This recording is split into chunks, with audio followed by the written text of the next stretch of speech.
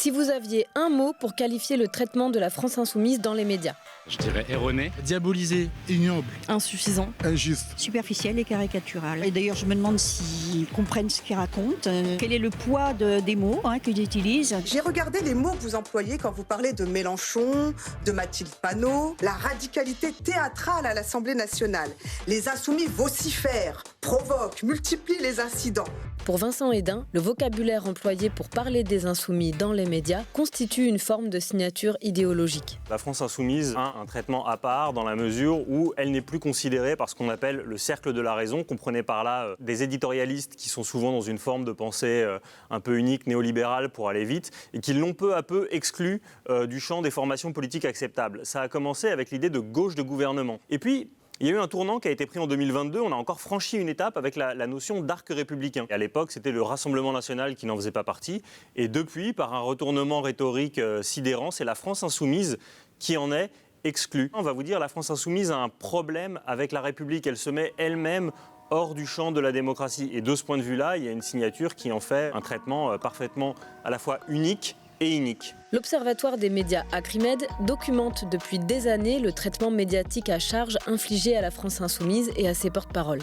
Acrimed souligne d'ailleurs que le vrai pouvoir des médias est celui qui consiste à verrouiller le débat public en prescrivant un agenda souvent calqué sur celui du pouvoir en place. À ce sujet, nous avons rencontré Mathieu Mollard qui décrit la domination de la pensée libérale dans les médias. L'immense majorité des acteurs qui produisent l'information sont plutôt des libéraux.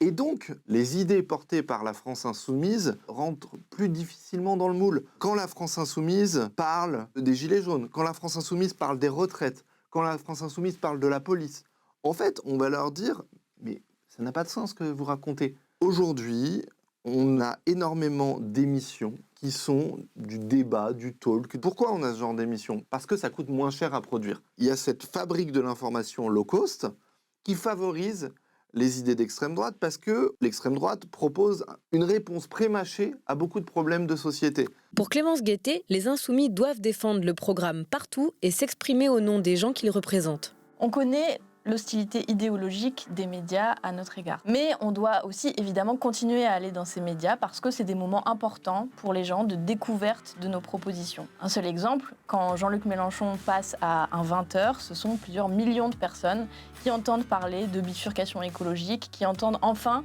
des solutions contre la vie chère. Clémence Guettet rappelle que les médias ont une obligation légale de respecter le pluralisme sous toutes ses formes. En théorie, on est protégé de la partialité des médias par la loi et par la déontologie des journalistes. Mais évidemment, on sait que quand 9 milliardaires possèdent 90% des médias, il y a un souci dans la façon dont sont orientés les débats. Entendre parler à longueur de journée de la fainéantise, de l'assistanat, de l'immigration est un conditionnement idéologique qui vient des médias.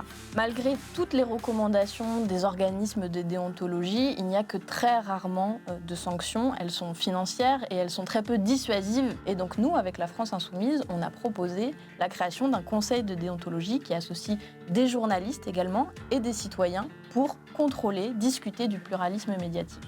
En tant qu'insoumis, on est fiers d'aller dans les médias pour porter nos propositions. Parce qu'on sait qui on représente. On sait qu'on parle pour celles et ceux qui sont trop souvent dans les médias, ignorés, méprisés, humiliés. Et on sait qu'on porte cette voix du mieux qu'on le peut. C'est pour ça qu'on continue d'ailleurs à y aller. Retrouvez nos propositions sur le site lafranceinsoumise.fr.